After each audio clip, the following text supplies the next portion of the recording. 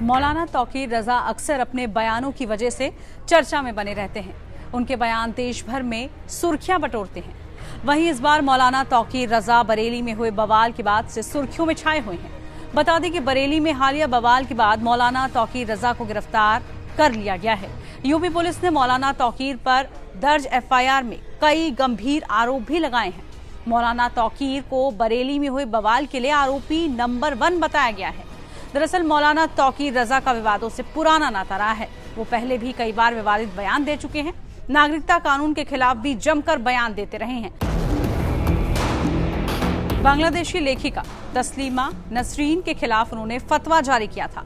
मौलाना तौकीर पर इससे पहले साल 2010 में बरेली में दंगा भड़काने का भी आरोप लगा था। बता दें कि मौलाना तौकीर बरेली इत्तेहाद ए मिल्लत काउंसिल के प्रमुख हैं। साल 2001 में तौकीर रजा राजनीति में उतरे थे। उन्होंने अपनी राजनीतिक पार्टी भी बनाई थी।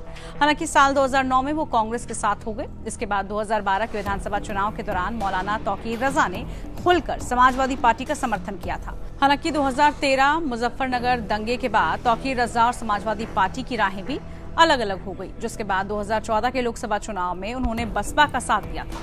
समाजवादी पार्टी की सरकार में मौलाना तौकीर रजा को हथकरघा विभाग का उपाध्यक्ष भी नियुक्त किया गया था। मौलाना तौकीर पर कई बार भड़काऊ बयान देने के आरोप तक लगे हैं। इस बार बरेली में हुए बवाल के बाद से ही मौलाना तौकीर रजा पर कई सवाल उठ रहे हैं। यूपी पुलिस भी मौलाना तौकीर रजा के खिलाफ एक्शन पर एक्शन ले रही है। वहीं मुख्यमंत्री योगी आदित्यनाथ ने भी बरेली में हुए बवाल के बाद मौलाना तौकीर रजा पर जोरदार निशाना साधा। पर्व और त्योहारों के दौरान आपने देखा होगा, जब भी पर्व और त्योहार आते थे उत्पात शुरू हो जाती थी। अब उत्पातियों और उपद्रवियों को पता लगेगा कि 7 पीढ़ियां याद आएंगी उनको,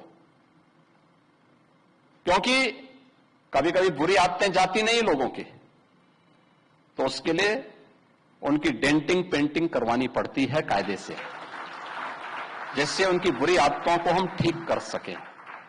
और यही डेंटिंग पेंटिंग आपने देखा होगा कल बरेली के अंदर, वो मौलाना भूल गया कि शासन किसका है। वो ये मानता था धमकी देंगे और हम जबरदस्ती जाम कर देंगे।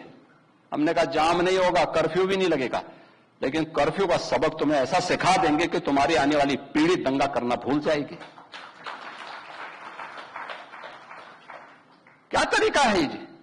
आप सिस्टम को ब्लॉक करना चाहते हैं। और यह प्रवृत्ति थी यूपी के अंदर, 17 के पहले यही होता था। और हम इसी बात को कह सकते हैं कि 17 के बाद हमने कर्फ्यू भी नहीं लगने दिया, लेकिन ऐसे बैरियर को चुन चुन करके वे जिस प्रकार की भाषा को समझते थे उस प्रकार की भाषा से उनको समझा करके उसको उसकी सजा दिलाने का काम भी किया है। बता दें कि उत्तर प्रदेश के बरेली में शुक्रवार को जुमे की नमाज के बाद माहौल अचानक से बिगड़ता चला गया। दोपहर बाद शुरू हुआ तनाव धीरे धीरे इतना बढ़ गया कि श्यामगंज, नावेल्टी तिराहा और खलील स्कूल तिराहे पर पुलिस और भीड़ आमने सामने आ गई। पत्थरबाजी, फायरिंग और लाठीचार्ज के बीच शहर का बड़ा हिस्सा कई घंटों तक दहशत में डूबा रहा। पुलिस प्रशासन का कहना है कि इस पूरे घटनाक्रम की नींव 1 हफ्ते पहले ही रख दी गई थी, यानी हिंसा भड़काने के पहले से ही प्लानिंग चल रही थी। दरअसल मौलाना तौकीर रजा ने बीते 19 सितंबर को घोषणा की थी कि शुक्रवार को इस्लामिया इंटर कॉलेज मैदान के विरोध प्रदर्शन वहां से निकाला जाएगा। उनका कार्यक्रम राष्ट्रपति के नाम से ज्ञापन डीएम को सौंपने का था। वहीं स्थानीय प्रशासन ने इस कार्यक्रम को अनुमति नहीं दी थी, लेकिन माहौल पहले ही गरमाया जा चुका था। मौलाना तौकीर रजा के साथ साथ उनके करीबी नदीम खान भी बरेली बवाल में शामिल होने का उन पर आरोप लगा। बता दें कि खान को मौलाना तौकीर रजा का राइट हैंड माना जाता है। रिपोर्ट्स के मुताबिक नदीम खान ने ही करीब कई व्हाट्सएप ग्रुप के जरिए लोगों को वहां बुलाया था, जिसके बाद लोगों ने वहां इकट्ठा होना शुरू कर दिया। नदीम इस हिंसा के बाद से ही फरार चल रहा था, जिसे बरेली पुलिस ने शाहजहांपुर के कटरा इलाके से देर रात गिरफ्तार कर लिया। बरेली में हुए बवाल के बाद पुलिस जबरदस्त एक्शन में है। बरेली के एसएसपी ने मौलाना तौकीर रजा के करीबी नदीम खान पर क्या कुछ जानकारी दी, आप सुनिए।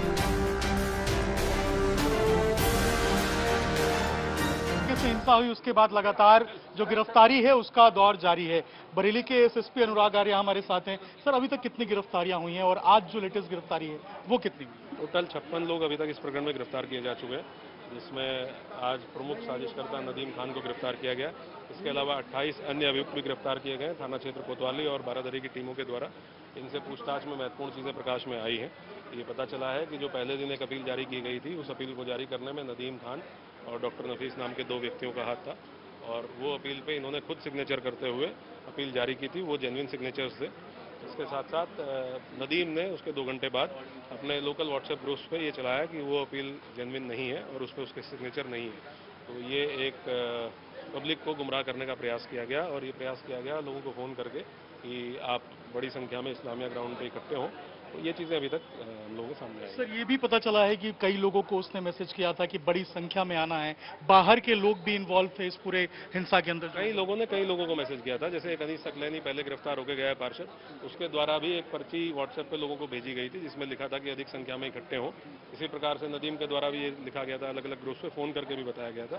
तो ये चीज़ें ऑब्वियसली आप लोगों के सामने हम लोगों ने रखी हैं और हम लोगों का फोकस इस चीज़ पे है कि इस पूरे भीड़ को इकट्ठा करने वाले कौन लोग थे, उनको गिरफ्तार जल्दी किया जाए और उनसे गहनता से पूछताछ की जाए। एसआईटी बनाई थी सर आपने, सोर्स और फंडिंग की जो बात है वो कहां तक अभी निकल के सामने आई है? वो तो धीरे धीरे पता चलेगी हम लोग इन्वेस्टिगेशन में, क्योंकि आप जब इन्वेस्टिगेट करते हो, अभियुक्तों को पकड़ते हो, उनसे पूछताछ करते हो, फिर कॉर्पोरेट किया जाता है। जो वो बताते हैं उसको कॉर्पोरेट किया जाता है, तो कॉर्पोरेट करने में टाइम लगेगा। आखिरी सवाल है, सोशल मीडिया टीम सर क्या कुछ बता पाई है? कितने व्हाट्सएप ग्रुप थे, कितने फेसबुक पेजेस थे?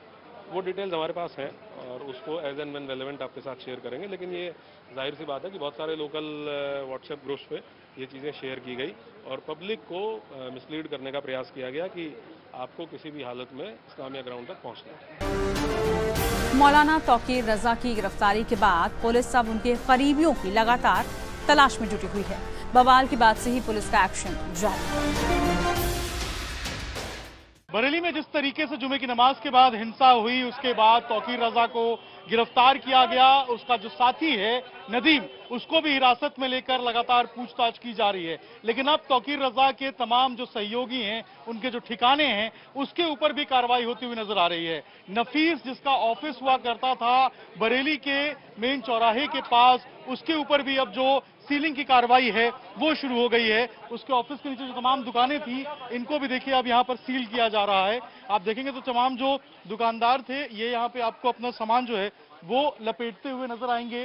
सामान लेकर अपना जा रहे हैं। ये आप लोगों को पता था कि आज इस तरीके से सीलिंग होने वाला है? कुछ नहीं पता सर, कुछ नहीं पता था। तो आप लोग कितने बजे दुकान खोले थे आज? सर अभी कुछ नहीं कह सकते। आप लोग कितने बजे आए थे यहाँ पे दुकान? 10:30 बजे के टाइम सर। और कुछ पता नहीं था, कोई जानकारी? कुछ पता नहीं सर किसी को। तो अब क्या बताया गया कि ये सील करेंगे? कुछ पता नहीं सर अभी क्या चल रहा है यहाँ पे। तो आप लोग खाली क्यों कर रहे हैं अचानक से? सर हमसे खाली करने को कहा गया, बस ये बता हमें। खाली करने को कहा गया। देखिए, इनको खाली करने को कहा गया है और ऐसे ही तमाम दुकानें हैं।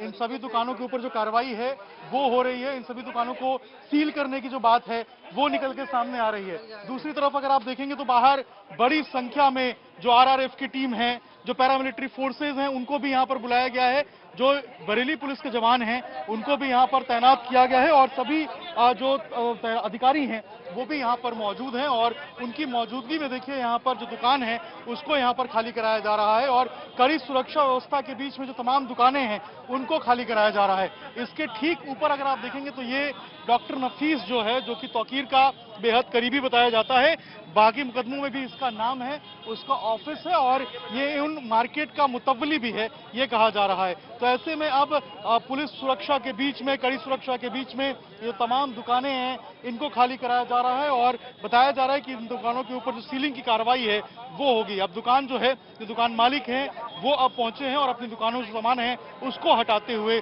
नजर आ रहे हैं। तौकीर और उसके तमाम करीबी जो हैं उनके ऊपर लगातार कार्रवाई जो है वो जारी है। देखिए, तौकीर रजा का ये ऑफिस है और अगर आप देखेंगे तो यहाँ पर जो नफीस है वो यहाँ पर बैठा करता था। ये देखिए, ये आईएमसी का कार्यालय है और ऊपर अगर आप देखेंगे तो आईएमसी बाकायदा लिखा हुआ है, कार्यालय प्रभारी का नाम है। और आप देखेंगे तो यहाँ पर जो ताला है वो लगा हुआ है। यहाँ पे अगर आप देखेंगे तो क्रॉस का जो निशान है वो यहाँ पर बनाया गया है। नफीस, जो कि तौकीर का बेहद करीबी बताया जाता था, नदीम और नफीस दो थे, वो दोनों जो है वो बेहद करीबी थे। उन सबों के ऊपर जो कार्रवाई है वो अब शुरू हो गई है। तमाम जो ऐसे लोग थे जो तौकीर के साथ में थे, जो तौकीर को सहयोग करते थे, उनके ऊपर कार्रवाई होगी। देखिए, यहाँ पर जो दुकानें हुआ करती थी, यहाँ सब पे लाल रंग का जो क्रॉस है वो लगा दिया गया है और अब इन दुकानों को खाली करने को कहा गया है और सीलिंग की जो कार्रवाई है वो अब यहाँ पर शुरू हो गई है। आईएमसी के ऑफिस पे तमाम जो दुकानें जो नफीस के अंदर चलती थी अवैध रूप से, उन सभी दुकानों के ऊपर जो कार्रवाई है वो अब शुरू हो गई है।